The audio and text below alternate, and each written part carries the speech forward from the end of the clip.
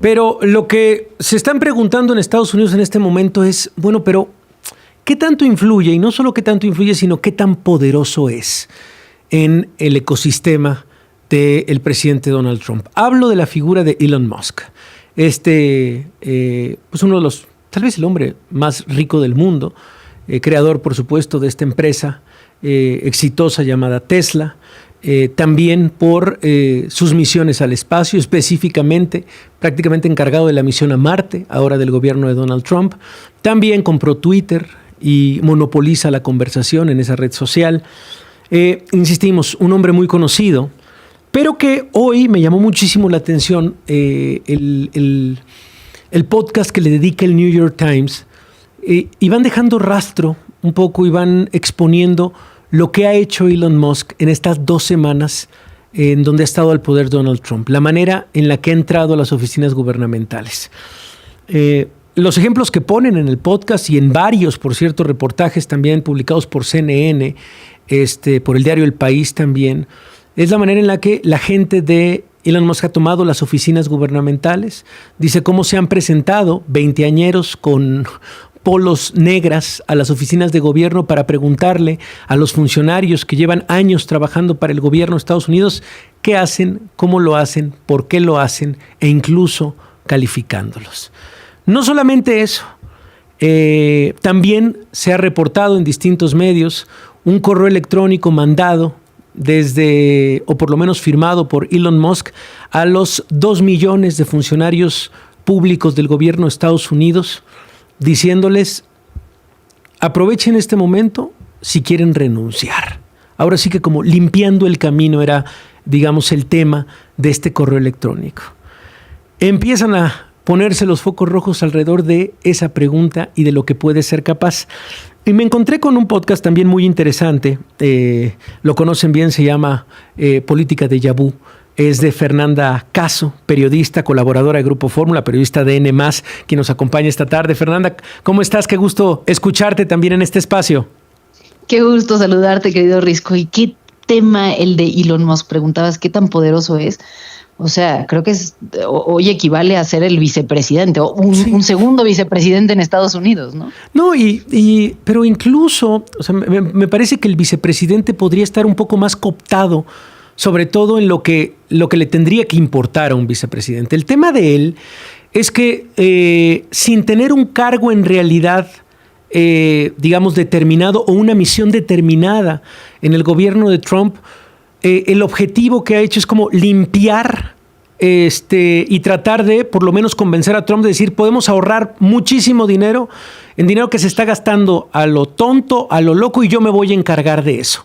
Y un poco lo que te compartí el día de hoy, porque escuché tu podcast y decía, bueno, oye, Fer, creo que tu podcast es la parte 1 y lo que hace hoy el New York Times es la parte 2, que es, tú nos das un contexto más o menos de la figura, de lo que es, de la biografía. Pero hoy lo que expone el New York Times, pues son una serie de prácticas increíbles, ¿no, Fer? Es increíble y además, bueno, uniendo las dos historias, ¿no? De dónde viene Elon Musk y en dónde está ahorita, a mí me parece increíble que esta cercanía y este poder se haya dado en tan poco tiempo, porque en realidad los vínculos entre Trump y Elon Musk se dan a partir de el verano pasado, es decir, no eran personajes cercanos, no hicieron una carrera política en conjunto, no es que él haya estado desde los inicios de Donald Trump en su campaña, en realidad es muy cercano y hoy es sumamente intenso al punto de que Elon Musk no únicamente está haciendo tomando facultades que corresponderían directamente al presidente o a los altos mandos del gobierno, sino incluso del Congreso, ¿no? Usabas una palabra que me llama mucho la atención, que es pues hacer más eficiente el gobierno, recortar gastos. A ver, en cualquier país democrático, esos gastos tienen una discusión parlamentaria, se definen en el Congreso, los presupuestos se aprueban para decidir hacia dónde se dirigen. No es simplemente una decisión de un funcionario de menor nivel. Es decir, está tomando decisiones que le corresponderían a los legisladores estadounidenses. Incluso está revirtiendo decisiones que ya los legisladores habían tomado, y a mí esto me parece que revela no únicamente el poder de esta figura, sino también pues el reacomodo institucional que está viviendo Estados Unidos como país, donde el Congreso pues ya no importa, ¿no? Se lo pasan encima para el tema de los aranceles Trump, se lo pasan encima para el tema de decisiones gubernamentales Elon Musk. Es decir, hay una serie de facultades que está tomando alrededor que hacen pensar, pensar, bueno, si esto sigue siendo la república democrática, representativa que habíamos conocido, ¿no? Me parece muy interesante esta reflexión sobre todo eso, el fondo de lo que puede estarse escribiendo.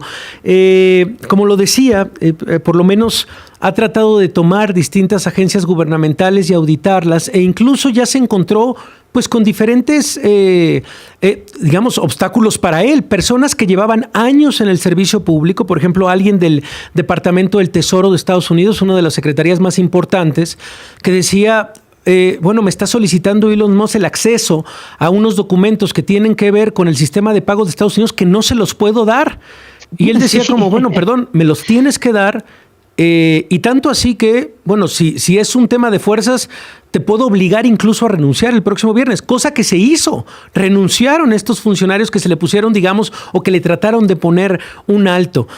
Ya han cuestionado al propio Donald Trump, diciendo varios periodistas como, bueno, ¿qué tanto poder tiene? La manera en la que se ha protegido Donald Trump es diciendo, a ver, Elon Musk no hace algo que nosotros no hemos aprobado. O sea, digamos que esa fue la manera, o por lo menos la manera de justificar lo que ha pasado en estos 15 días, Fer.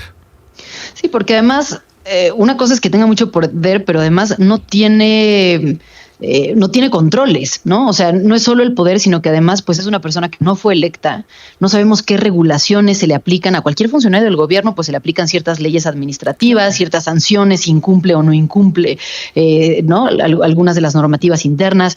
Las personas que tienen acceso a este tipo de documentos tienen que pasar por una serie de exámenes de confianza y tienen que estar yendo continuamente como a refrendar estos criterios de seguridad, cosa que ni él ni su equipo, que realmente nadie sabe quiénes son, tiene que pasar, ¿no? Entonces es una figura como que flota ahí dentro del gobierno con muchísimo poder y sin ningún tipo de control.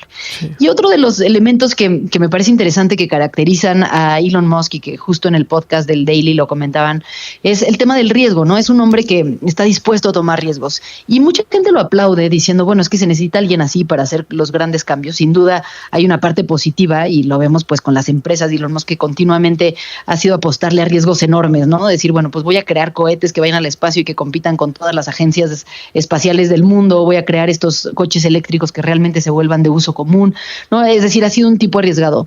Sin embargo, creo que lo que no puede compararse es qué pasa si las cosas salen mal en una empresa y qué pasa si las cosas salen mal en el gobierno de Estados Unidos. O sea, no es lo mismo ponerte a apostar con las fichas de inversionistas privados, decir, oye, pues yo tal vez cierro una agencia como USAID, como lo están haciendo, que ayuda para prevenir enfermedades en África y que ha ayudado a combatir el desarrollo del VIH y que ha, ¿no?, generado desarrollo importante en temas que son de interés global. Y bueno, si no funciona, ¿qué? ¿No? ¿Qué tanto es reversible? Y me parece que lo ponen muy bien también, poniendo el ejemplo de esta agencia de Estados Unidos para el Desarrollo Internacional, aquí en México llamado USAID, en Estados Unidos USAID, en donde, bueno, pues lo que hacía era justamente fondear, es una agencia que representa menos del 1% del gasto federal, representa aproximadamente 38 billones de dólares, pero que sí daba apoyo internacional a diferentes organizaciones con, fines que tienen que ver con derechos humanos, con protección de periodistas, con protección también de violencia contra las mujeres, en fin, todas estas organizaciones que se han quedado sin $1 más a partir, y el responsable, Elon Musk. Y también algo, me parece un matiz muy importante, que es con esta, digamos, este acoso a la burocracia de Estados Unidos, la pregunta que se hacían también los periodistas era como, bueno, ¿qué tipo de empleados públicos vamos a tener? Si estás amenazando a los que tienen más experiencia y a los que son más críticos, a los que han servido durante tantos años, y decían ellos como, oye, ¿sabes qué? Mejor me voy a ir a lo privado. ¿Con qué nos vamos a quedar? ¿Con qué aparato de gobierno nos vamos a quedar en Estados Unidos? También una pregunta interesante, Fer. Claro, porque, a ver, es gente que llevaba muchos años, muchas veces en puestos técnicos, ¿no? Y que son discusiones similares a las que hemos tenido también en muchas ocasiones en México. Es decir, bueno, hay ciertos perfiles que si se te van ya no los puedes sustituir de un día para otro, ¿no? Una es con quién te quedas, pero la otra es, ¿y si no funciona qué? ¿No? Si al final todo este experimento de hacer estos mega recortes y que esta gente se vaya al sector privado no sale, ¿no? Porque no se hizo con cuidado, porque no se siguieron ciertos procedimientos de evaluación. Si no funciona, ¿cómo recuperas a esas personas? ¿Cómo recuperas ese talento, ese conocimiento? Sí. Y creo que pues esto es una métrica que pues al intentar llevar la lógica de las empresas privadas al gobierno, pues puede ser muy delicada, puede afectarle a millones de personas, puede tener efectos en derechos humanos, en acceso a servicios públicos. Y bueno, pues hablábamos de USAID, de esta organización que hace una labor enorme en todo el mundo, con muchas cosas criticables, también hay que decirlo, y con una agenda política que ha servido para que Estados Unidos entre a muchos territorios, pero que dentro de todo no se hizo una evaluación de programa por programa, ¿no? Se corta todo de tajo. Y Trump pues, ha hecho referencia a ellos como los lunáticos. Vamos a una pausa, Fer, y regresamos para cerrar esta idea. Pausa y regresamos. Oye, Risco. Anímate.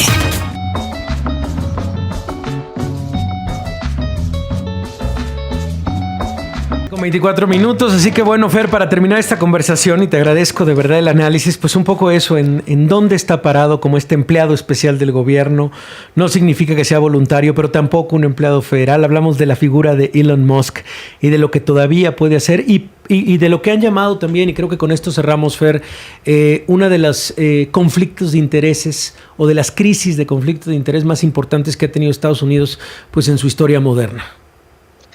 Yo creo que es momento de que nos replantemos qué papel van a jugar los grandes millonarios en la democracia de Estados Unidos y la democracia del mundo. Su poder ya es tan grande, controlan tanto, que es difícil pensar que se puede, que en el futuro no van a ser figuras que estén presentes como están siendo hoy en día. Bueno, pues Fer, por supuesto invitamos a que la gente descargue el podcast Política Déjà Vu, un gran trabajo, y también, bueno, pues un poco más de la historia de este millonario de Elon Musk. Te seguimos, te escuchamos siempre, querida Fer, gracias.